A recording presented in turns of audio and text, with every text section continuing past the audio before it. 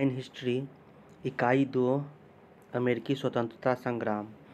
विश्व इतिहास में आधुनिक काल का प्रारंभ जिन घटनाओं के साथ जोड़ा जाता है उनमें यूरोपीय देशों द्वारा 5वीं शताब्दी में नए समुद्री मार्गों की खोज भी शामिल है। इसका उद्देश्य नए व्यापारी मार्गों को विकसित करना ताकि यूरोपीय देशों की अर्थव्यवस्था व्यापार और वाणिज्य के माध्यम से समृद्धि बनाई जा सके। इस क्रम में 1992 में कोलंबस ने अमेरिकी महाद्वीप की खोज की। पुनः अमेरिगो वेस्पुसी ने इस बृहद भंडार के बारे में विस्तृत जानकारी दी। धीरे धीरे यूरोपीय देशों ने इस क्षेत्र में अपने उपनिवेश भी बसा लिया। उत्तरी अमेरिका में मुख्य रूप से फ्रांस और इंग्लैंड ने अपना वर्चस्व स्थापित किया। लगभग उसी समय यूरोप में नए राजनैतिक विचारों का प्रतिपादन भी हो रहा था और व्यक्ति की स्वतंत्रता, निरंकुश सत्ता का विरोध, समानता और बंधुत्व जैसे विचार लोगों के बीच, विशेषकर प्रबुद्ध वर्ग के बीच लोकप्रिय होते जा रहे थे। इंग्लैंड से अमेरिकी उपनिवेश की भौगोलिक दूरी और वहां के निवासियों के बीच वैचारिक भिन्नता धीरे धीरे एक ऐसी स्थिति उत्पन्न कर दी जहां वैचारिक स्तर पर इंग्लैंड और उनके उपनिवेश वस्तुएं दो अलग अलग स्तरों पर आ गए। उस समय की बदलती हुई आर्थिक व्यवस्था ने भी इन दोनों के बीच मतभेदों को बढ़ाया। धीरे धीरे उपनिवेशवासी इंग्लैंड के वर्चस्व से मुक्त होने के लिए अग्रसर हुए। इसी का परिणाम अमेरिकी स्वतंत्रता संग्राम के रूप में सामने आया। कारण: अमेरिकी स्वतंत्रता संग्राम विश्व इतिहास की एक महत्वपूर्ण घटना है जिसके निम्नलिखित कारण थे। उपनिवेशों में राजनीतिक स्वायत्तता का अभाव। अमेरिकी उपनिवेशों में अधिकांश अंग्रेज लोग होते थे जिन्होंने इंग्लैंड की संसदीय व्यवस्था एवं विधि विधान को देखा, अतः वे अपने उपनिवेश में उसी तरह प्रजातांत्रिक व्यवस्था चाहते थे, जबकि ब्रिटिश शासन इसके खिलाफ थे। उपनिवेशी ने गवर्नर इंग्लैंड के राजा द्वारा मनोनीत किए जाते थे जिसे विशेषाधिकार भी प्राप्त और थे और वे उपनिवेशवासियों के प्रति उत्तरदायी नहीं थे। फलतः संघर्ष की स्थिति बनी रहती थी। उपनिवेशवासियों को शासन के योग्य नहीं माना जाता था जिसके कारण उनमें भारी असंतोष था। अमेरिकी स्वतंत्रता संग्राम के कारण: उपनिवेशों में राजनीतिक स्वायत्तता का अभाव, मध्यम वर्ग का उदय, भौगोलिक दूरी, धार्मिक एवं सामाजिक व्यवस्था में मतभेद, सप्तवर्षीय युद्ध का प्रभाव, प्रगति विरोधी आर्थिक नीति, लेखकों एवं प्रचारकों की भूमिका, जॉर्ज तृतीय की निरंकुश नीति। तत्कालिक कारण: बोस्टन चाय पार्टी। भौगोलिक दूरी। दूसरा कारण, इंग्लैंड और अमेरिका की भौगोलिक दूरी काफ़ी अधिक थी। यह दोनों क्षेत्र अटलांटिक महासागर दो अलग अलग छोर पर स्थित थे। चूँकि उस समय यातायात एवं संचार साधनों का अभाव था, अतः व्यवहार रूप से ब्रिटिश सरकार अपने उपनिवेशों पर प्रभावशाली नियंत्रण बनाने रखने में असमर्थ थी, जिसका फायदा स्वतंत्रता संग्राम के दौरान उपनिवेशवासियों को मिला। धार्मिक एवं सामाजिक व्यवस्था में मतभेद। अमेरिकी उपनिवेश एवं ब्रिटेन के बीच धार्मिक एवं सामाजिक स्तर पर भी मतभेद था, जहां एक और ब्रिटिशवासी एंग्लिकन मत को मानते थे और चर्च के आधिपत्य में विश्वास रखते थे, वहीं दूसरी ओर अमेरिका जनता प्यूरिटन मतावलंबी थी। धार्मिक उत्पीड़न से तबाह होकर प्रोटेस्टेंटों एवं प्यूरिटनों ने इंग्लैंड छोड़कर अमेरिका में शरण ली। उनमें प्रारंभ से ही जुझारूपन एवं स्वतंत्रता की भावना विद्यमान थे तथा सैनिक क्षमता का प्रदर्शन भी वे कई बार कर चुके थे। यही कारण है कि अमेरिकी वासी अपने मातृदेश के साथ संबंध नहीं रखना चाहते थे। ब्रिटिश समाज सामंतवादी एवं कुलीन व्यवस्था पर आधारित थी, जबकि अमेरिकी समाज समता मूलक एवं प्रजातांत्रिक व्यवस्था पर आधारित थी। इसी प्रकार अमेरिका में धार्मिक एवं सामाजिक समरसता विद्यमान थी, जिसने स्वतंत्र संग्राम के लिए एक मजबूत आधार प्रदान किया। सप्तवर्षीय युद्ध का प्रभाव। सप्तवर्षीय युद्ध इंग्लैंड एवं फ्रांस में 1756 से 1763 ईस्वी के बीच हुआ था। इस युद्ध से पूर्व तक औपनिवेशिक इंग्लैंड से घनिष्ठ रूप से जुड़े हुए थे, क्योंकि वे कनाडा में फ्रांसीसियों के विरुद्ध अकेले रक्षा करने में असमर्थ थे। लेकिन इस युद्ध में फ्रांस की पराजय के साथ भी भय समाप्त हो गया। अब उपनिवेशवासियों का एकमात्र लक्ष्य इंग्लैंड को बेदखल करना था। इस युद्ध पर टिप्पणी करते हुए प्रोफेसर पोलार्ड ने कहा था कि फ्रांस की पराजय ने अमेरिका वासियों की स्वतंत्रता की इच्छा को भड़काया। प्रगति विरोधी आर्थिक नीति। सबसे गंभीर मतभेद आर्थिक कारणों से उत्पन्न हुए थे। उपनिवेशवाद का बुनियादी सिद्धांत यह था कि उपनिवेशों के आर्थिक शोषण और उनके संसाधनों के दोहन का अधिकार मातृ देश को दूसरी ओर उन्मुख व्यापार की धारणा विकसित हो रही थी, जिससे राज्य द्वारा व्यापार को नियंत्रित करने का विरोध किया जा रहा था। इस सिद्धांत के अनुसार उपनिवेशवासी अपने व्यापार एवं अन्य क्रियाकलापों में इंग्लैंड के हस्तक्षेप को नापसंद करते थे। अतः उपनिवेशों में विकसित हो रहा मध्यम वर्ग इंग्लैंड के कुलीन वर्गीय शासन का अंत चाहता था। आपत्तिजनक कर।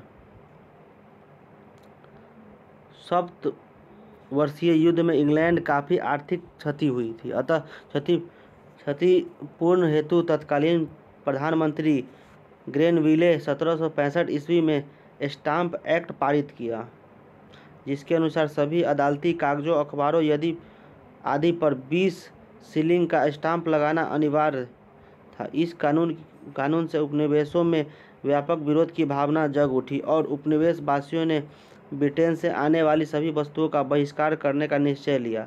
1767 ईस्वी में ब्रिटिश संसद ने उपभोक्ता वस्तुओं पर कर लगाया। ये वस्तुएं कागज, सीसा, चाय एवं रोगन थी। उपनिवेशवासियों ने इन करों का व्यापक विरोध किया तथा सैमुअल एडम्स ने प्रतिनिधित्व नहीं तो कर नहीं का नारा दिया। ब्रिटिश सरकार की कार्रवाई का विरोध करने के लिए उपनिवेशवासियों ने स्वाधीनता के पुत्र एवं स्वाधीनता की पुत्रियां आदि संस्थाएं स्थापित की। स्टाम्प एक्ट का विरोध करते हुए उपनिवेशवासी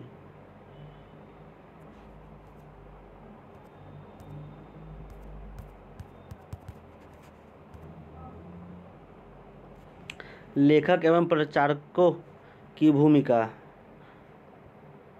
स्वतंत्रता की भावना जगाने में लेखकों एवं प्रचारकों की अहम भूमिका रहा है।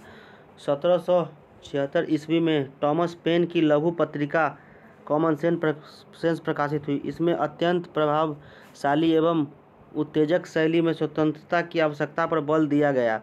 उसने राजतंत्र पर भी करारा प्रहार किया। थॉमस जेफरसन ने उपनिवेशवासियों के विद्रोह करने का अधिकार का समर्थन किया और उनकी बढ़ती हुई स्वतंत्रता की इच्छा को प्रोत्साहन दिया। जॉर्ज तृतीय की निरंकुश। इंग्लैंड के शासक जॉर्ज तृतीय ने सत्ता संभालते ही अमेरिकी उपनिवेश के प्रति निरंकुश नीति अपनाई। उनकी यह नीति इंग्लैंड में भी अलोकप्रिय थी। वह व्यक्तिगत शासन के सिद्धांत में विश्वास रखता था, जबकि इंग्लैंड में मंत्रिमंडल की शक्तियां बढ़ने लगी थी। जॉर्ज तृतीय ने अनुत्तरदायी रवैये ने उपनिवेशों के साथ उत्पन्न हुए संकट में शांतिपूर्ण समाधान की संभावनाओं को वस्तुतः ध्वस्त कर दिया, जो स्वतंत्रता संग्राम हेतु उत्तरदायी कारण के रूप में सामने आई। 9वां कारण। तत्कालिक कारण था बोस्टन चाय पार्टी। 1773 में चाय कानून द्वारा ईस्ट इंडिया कंपनी को भारत से सीधे अमेरिका चाय भेजने का एकाधिकार प्रदान किया, जिसका उपनिवेशवासियों ने जबरदस्त विरोध किया। अब चाय से बोस्टन चाय पार्टी की घटना। लदा हुआ जहाज अमेरिका के बोस्टन बंदरगाह पर पहुंचा तो वहां के कुछ नागरिक आदिवासियों ने रेड इंडियन जैसे कपड़े पहने हुए उस जहाज पर पहुंचे और उन्होंने चाय की सभी पेटियां समुद्र में फेंक दी। इस घटना को बोस्टन टी पार्टी के नाम से जाना जाता है। अतः ब्रिटिश सरकार ने बोस्टन बंदरगाह पर व्यापारिक प्रतिबंध लगा दिया और इस प्रकार अमेरिकी उपनिवेश को विद्रोह की आग में धकेल दिया। जॉर्ज वाशिंगटन 5 सितंबर 1774 ईस्वी को 13 उपनिवेशों के प्रतिनिधित्व का फिलाडेल्फिया शहर में एक महादेशीय सम्मेलन आयोजित किया गया, जिसमें ब्रिटिश कानूनों का विरोध तथा व्यापार के बहिष्कार का निर्णय हुआ। 18 अप्रैल 1775 को ब्रिटिश सेना का उपनिवेश वासियों के बीच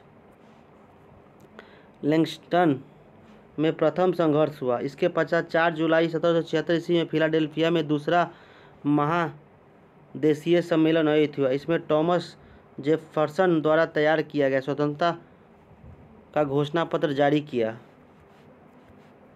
अमेरिकी स्वतंत्रता की घोषणा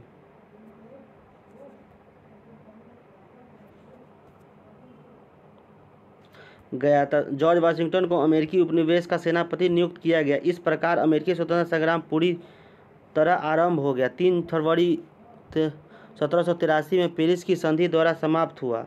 1787 ईस्वी में संविधान का निर्माण हुआ। 1787 में लागू हुआ।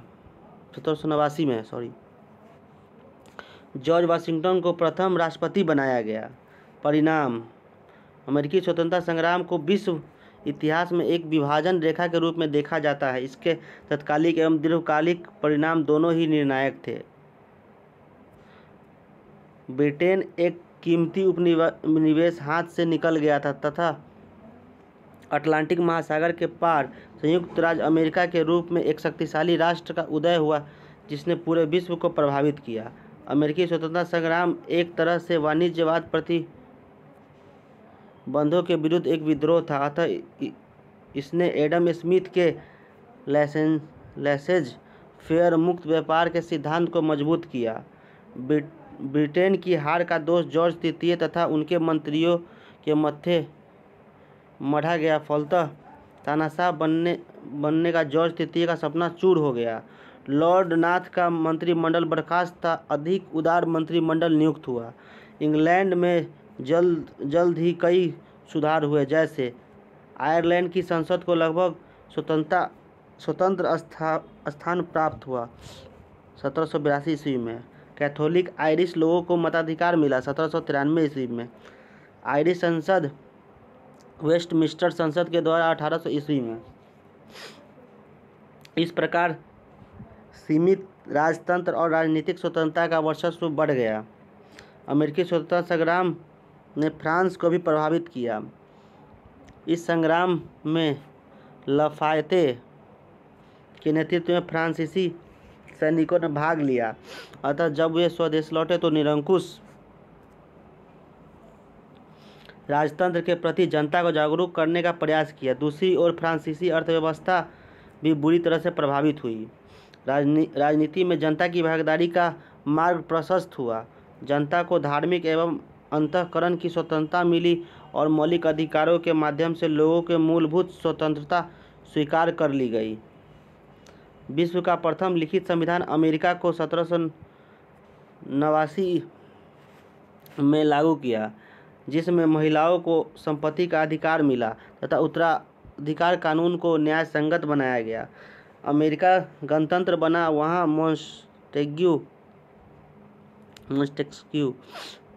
के शक्ति पृथक्करण सिद्धांत को मान्यता मिली। वयस्क मताधिकार लागू नहीं हुआ। स्त्रियों को मताधिकार से वंचित रखा गया। मताधिकार का आधार संपत्ति को बनाया गया, जो उचित नहीं था। इस प्रकार संयुक्त राज्य अमेरिका का गठन एक ऐसे राज्य के रूप में हुआ जिसमें पहली बार लिखित संविधान, शक्ति के पृथक्करण का सिद्धांत, धर्मनिरपेक्षता का सिद्धांत, व्यक्तिगत स्वतंत्रता का सिद्धांत राजनीतिक व्यवस्था के मूल आधार माने गए। इन सिद्धांतों का प्रसार यूरोप में भी हुआ और फ्रांस की राज्य क्रांति में 1789 में इन सिद्धांतों को मार्गदर्शक सिद्धांत के रूप में समस्त विश्व के लिए स्थापित कर दिया। औद्योगिकरण के प्रभाव।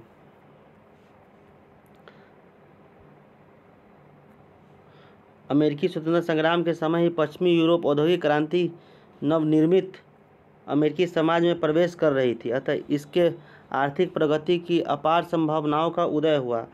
अब यहाँ एक नई कार्य संस्कृति विकसित हुई, अनेक उद्योग धंधे एवं कल कारखानों का निर्माण हुआ जिसके लिए उच्च माल पहले से ही मौजूद था। औद्योगिकरण के फलस्वरूप कृषि को भी प्रोत्साहन मिला, अतः आर्थिक क्षेत्र में अभूतपूर्व उन्नति हासिल हुई, जिसका परिणाम एक सशक्त एवं विकसित देश के रूप में संयुक्त राज्य अमेरिका का उदय हुआ था। इंग्लैंड की असफलता का कारण। यद्यपि इंग्लैंड काफ़ी शक्तिशाली था एवं विश्व में उसके कई उपनिवेश भी थे, परंतु उसे अमेरिकी स्वतंत्रता संग्राम में हार का मुंह क्यों देखना पड़ा? इंग्लैंड की असफलता के निम्न कारण थे। अमेरिकी उपनिवेश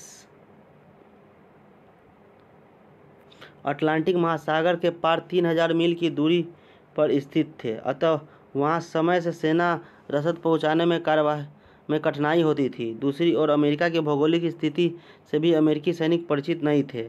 अमेरिका की शक्ति को नज़रअंदाज किया गया एवं अधिकांश अंग्रेज इसे गृह युद्ध ही समझते रहे। उपनिवेश वासियों में एकता एवं उत्साह था, वे स्वतंत्रता के लिए कुछ भी करने को तैयार थे। ब्रिटिश सेनापतियों ने कुछ सामरिक भूलें की। ब्रिटिश राजनेताओं के बीच गंभीर मतभेद था। जॉर्ज तृतीय की हठधर्मिता की नीति के कारण योग्य एवं अनुभवी नेता सरकार से अलग रहे। ब्रिटिश विदेशी सहायता से वंचित रहा, जबकि अमेरिकी उपनिवेशों को विदेशी सहायता प्राप्त थी। विशेषकर फ्रांस के उपनिवेशों को जनधन की काफ़ी मदद पहुंचाई। अमेरिका को जॉर्ज वाशिंगटन जैसा सुनियोजित नेता मिला, जिसने बड़े धैर्य, साहस, कुशलता के साथ अंग्रेजी सेना को पराजित किया।